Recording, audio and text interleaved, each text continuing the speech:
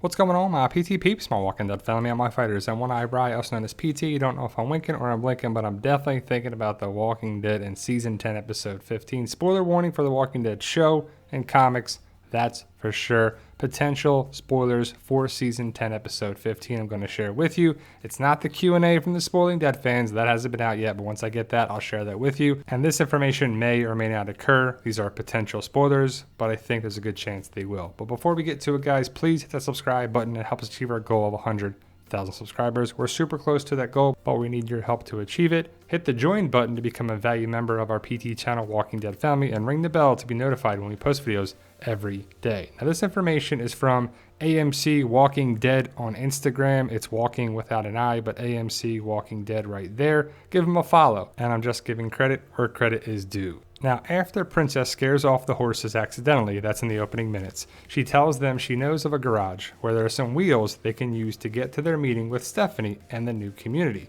She leads them around for a while and ends up leading them through a minefield.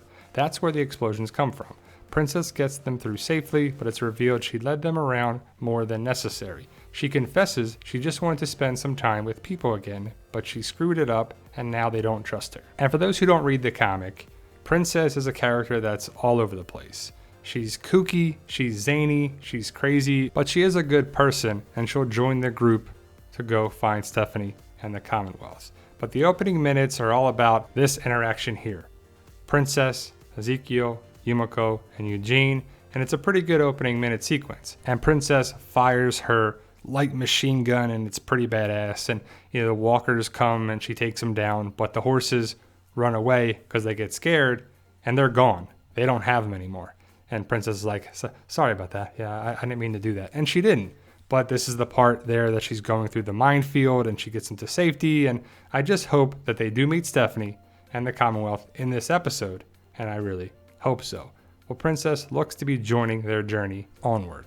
Princess talks about how she didn't have the greatest life before, and in the quiet of being alone all the time, the little voice in her head was telling her she deserved to be alone for mistakes she made in the past, and she just didn't want that to be true, so she wanted to be around them longer. They end up feeling bad for her, even Yumiko, who was more restrained than the others, and she leads them to the garage, and it's not cars, it's bikes. Better than nothing, Yumiko offers for her to come along. And she does, and they pedal away, so that should be kind of funny. But like I said, Princess joins the group, just like in the comics, but why does Eugene have Princess's gun?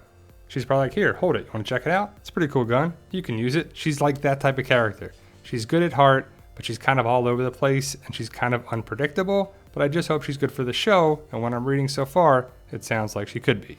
Lydia is pissed at Negan and conflicted about her mom's death. She knows her mother was evil, but she still loved her. Negan tries to get Lydia to talk through it at first, but she won't budge. When she finally does, she breaks down, starts hitting him in the chest while yelling at him, and he just lets her. At one point saying, "Most of wish you had died too," or "I wish you had died too." Negan hugs her, and he has tears in his eyes, and she starts crying. And that's got to be weird for Negan and Lydia and really everybody. I mean, I doubt Negan wanted to do that, but Alpha was going to kill Lydia. Hopefully Negan says that too, right? But no matter what Negan says, he's not going to be able to make it 100% right with Lydia. I mean, Lydia just lost her mother. At the end of the day, that's going to be pretty tough no matter how it happened. But Negan is looking out for Lydia, and hopefully Lydia sees that.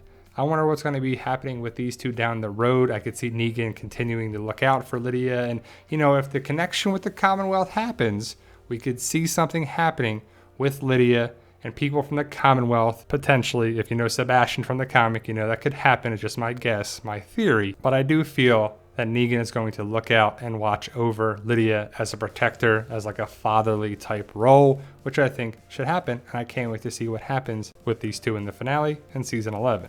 Kelly and Carol do an errand for Luke together. They're sitting in a car, and Carol, with tears in her eyes, apologizes to Kelly for everything that happened with her sister. And she says if she could go back and do it over, she would.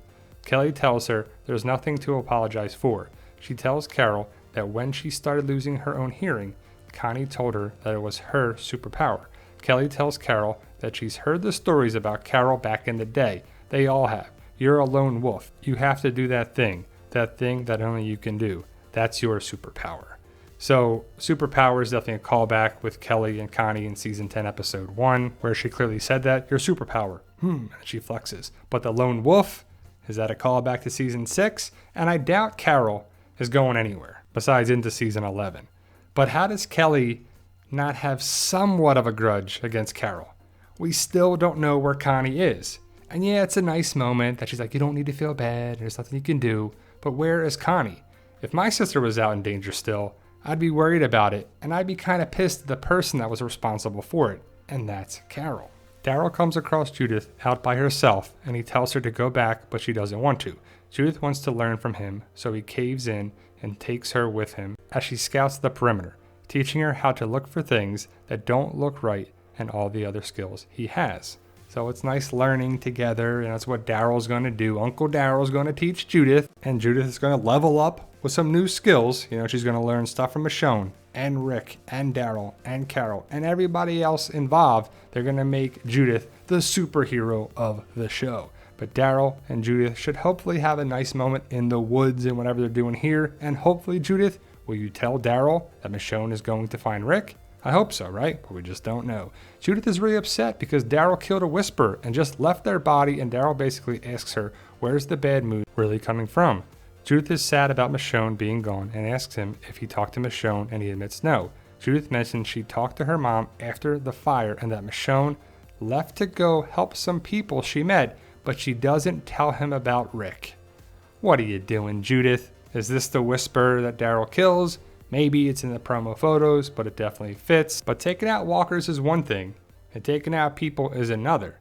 And that was hinted at with Judith earlier in the back half of season 10. And so I wonder if that's going to impact Judith in the season 10 finale and in season 11. I mean, it would, right? I mean, people are a threat, walkers are a threat, and it's tough living in a zombie apocalypse.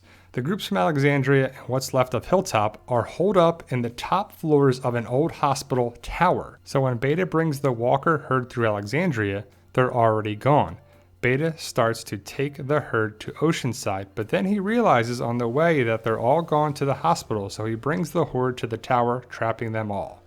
So how do you know they went there? And I guess Oceanside is safe? Did we see Oceanside? We just don't know. And this was in the trailer. I believe it's around the hospital where they could be, but we just don't know how it's going to be going down, and we're going to have to wait to find out because the season 10 finale is delayed and postponed. This is only season 10 episode 15, not season 10 episode 16. But my question is, how does Beta know that they went to the hospital? Can't wait to find out, and hopefully it's answered. Erin and Alden were tracking the horde and got caught and surrounded by Whisperers. It's the last we see of them in the episode. And there is a lot of BS going around on Instagram and Facebook and YouTube all over the place, especially with these two. So we'll have to see what happens, but it looks like they're captured, or I guess it sounds like they're captured. And we'll have to wait in season 10, episode 16 to see what happens with these two. But will they die? Will one die?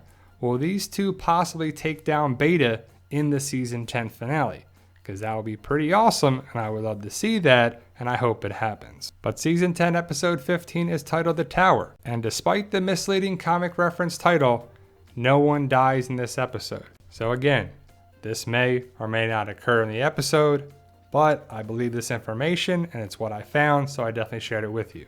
So, it doesn't look like it's happening. No water tower death. It's not even a water tower, it's a hospital tower, is what we're hearing here, or what we're seeing here. So I guess in season 8, episode 7, this was the Easter egg. This was the comic connection. Not actually going to happen on the show. The epic, huge, memorable comic water tower death of Father Gabriel. Doesn't sound like it's happening in this episode. We'll have to wait to season 10, episode 16 to see if it happens. Maybe it does. Hopefully it does. And hopefully the comic readers aren't disappointed.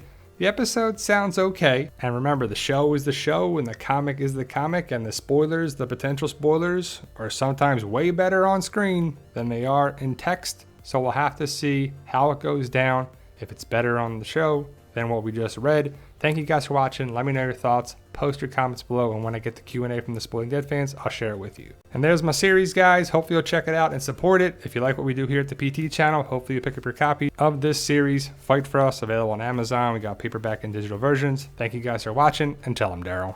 Yo, we love you guys. Honestly. to say thank you.